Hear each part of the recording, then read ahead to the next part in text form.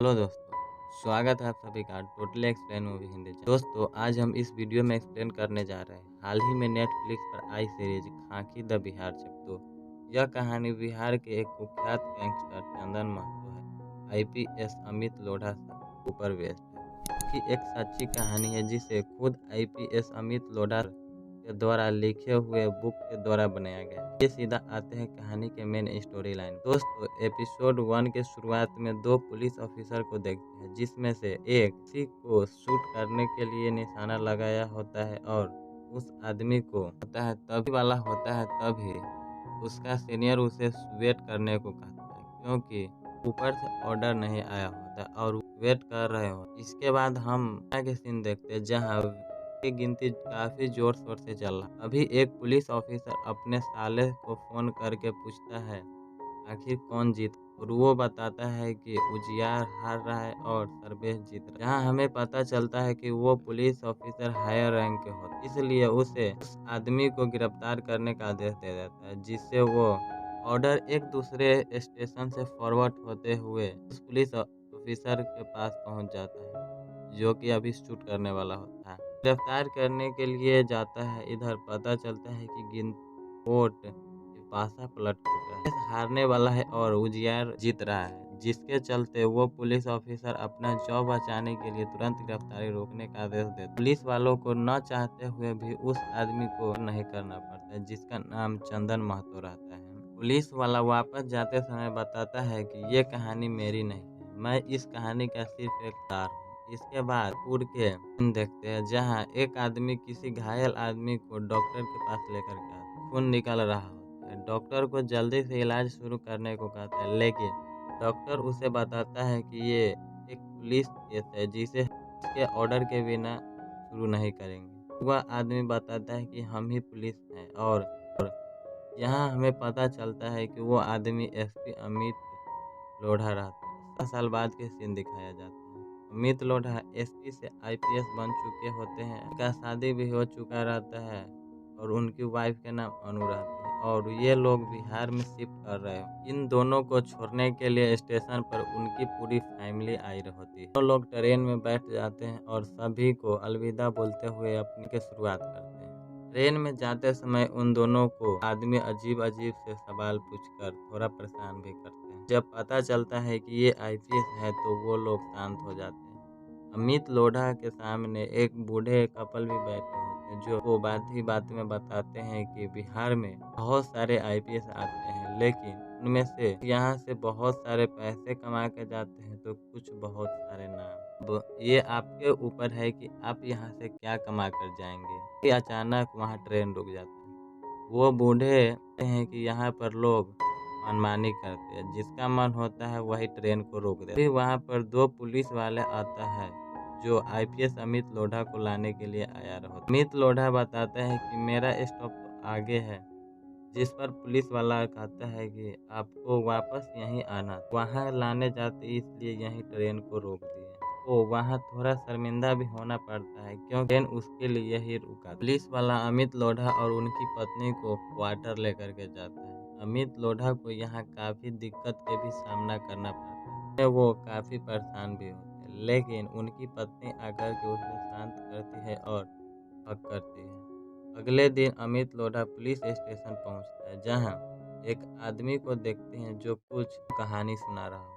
अमित उस आदमी से एसपी मुक्तेश्वर चौबे के बारे में पूछता है। आदमी बताता है कि एसएसपी साहब अभी नहीं है, आने वाले हैं, इसलिए आप ऑफिस में जाकर के वेट कीजिए। तो वेट कर रहे होते तभी वहीं पर वही आदमी आकर के एसएसपी साहब की कुर्सी पर बैठ जाता है जिसे अमित रोकता भी। आदमी बताता है कि हम ही है SSP Mukteshwar. SP sir Amit के थोड़ा सा मजाक भी बनाते हैं क्योंकि वो काफी कम उम्र में ही बन गए थे। है कि अब आईपीएस के परीक्षा में वो बात नहीं रही, मेरे समय में था। फिर एसएसबी सर अमित लोढ़ा को एक काम दे, यहाँ से कुछ दूर एक गांव में आदमी मिलकर दिल्ली जाने वाली एक ट्रेन को रोक, क्योंकि गांव वालों का डिमांड इसलिए रहता है क्योंकि गांव के कुछ आदमी पुलिस वालों को सली को पकड़ने में मदद किया था, जिसके वजह से कुछ न सली उस आदमी को से भून दिया था लेकिन उसको कोई सहायता नहीं मिला, जिसके वजह से गांव वालों का यह डिमांड रहता है कि हमें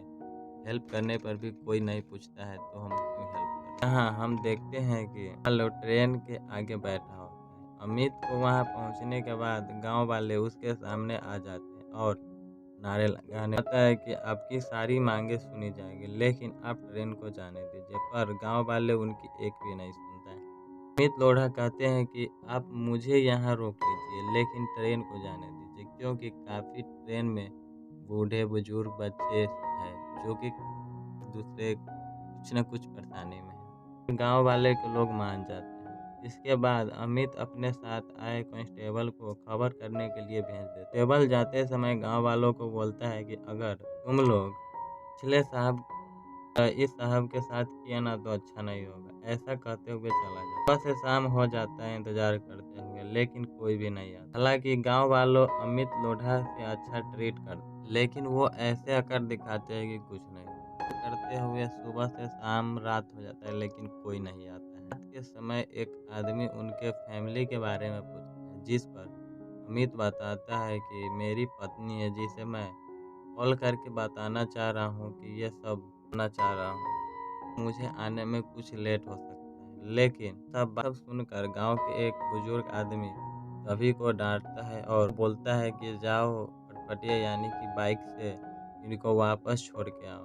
बुजुर्ग आदमी कहते हैं कि आप चाहे कितना भी देर रुक जाइए, लेकिन नहीं आएगा। वापस जाते समय गांव वालों अमित को अच्छे अलविदा बोलते हैं, जिसे देखकर भी हैरानी भी होता है और उतना ही दया भी आ रहा होता है। अमित जब थाना में आता है तो एसएसपी साहब न्यूज वालों को खाना खिला रहा हो। एसएसपी सर कहते हैं कि हम जानते थे कि वे लोग तुमको कुछ देर बैठाएंगे और फिर छोड़ देंगे। बाद एसएसपी के सामने अपना काफी बड़ाई करता है, जो कि अमित को बिल्कुल भी अच्छा नहीं लगता। शाम को अमित लोढ़ा काफी परेशान हो रहा होता है कि किस तरह से बिहार को बदला जाए। पर कांस्टेबल अजीत कहता है कि आप पहले तो मैं कहना छोड़ दीजिए, हम पर आ जाइए, मतलब कि बिहार है और यहाँ हम चलता है, यानी कि आपको बिहार को बदलने के लिए बिहार का मिट्टी, बिहार के भाषा और यहाँ के कल्चर से जुड़ना होगा, जिसके बाद ही बिहार को बदला जा सकता है। तभी आप एक दूसरे को समझ पाएंगे और बिहार को बदल के बाद ऐसे ही काम चलता रहता है। कुछ दिन बाद अमित लोढ़ा के ट्रांसफर पटना जिला में होता है, जहाँ अमित सर कुछ फोर्स के साथ एक टिप मिलने पर एक सेठ को पकड़ने के लिए जाते हैं, जहाँ उनको एसबीआई बैंक के मैनेजर मिलता है, जो 3 दिन से गायब है। से 121 किलोमीटर की दूरी पर शेखपुर को देखते हैं, जहाँ चंदन महतो नाम के आदमी सेठ के पास काम के लिए जाता है, वो सेठ चंदन महतो को रोड के राजा नाम के ट्रक चलाने को होता है 4,000 के महीना। चंदन महतो ट्रक चलाने के साथ साथ शराब भी स्मगलिंग करने लगता। चंदन जिस डीलर को शराब देता है, वही डीलर उसे एक बड़ा काम करने को कहता है, जिससे करने के लिए चंदन महतो मानता। रात बहुत बड़ा बिजनेसमैन के बेटे किडनैप हो जाता है, जिसे रिकवर करने के अमित लोढ़ा को दिया जाता है। अमित लोढ़ा एक कैदी से उसके किडनैपिंग के बारे में पूछता है, जिसे वो हाल ही में अरेस्ट किया कि गैंग के मेंबर था। इसी तरह से उसको डरा धमका कर करवा लेता है। देखते हैं कि चंदन महतो की कुछ और आदमी के साथ मिलकर पता करवा लेता है। इधर देखते हैं कि चंदन महतो कुछ और आदमी के साथ मिलकर अमित लोढ़ा अपने टीम के साथ उस जगह पर पहुंचता है जहां को रखा हुआ है।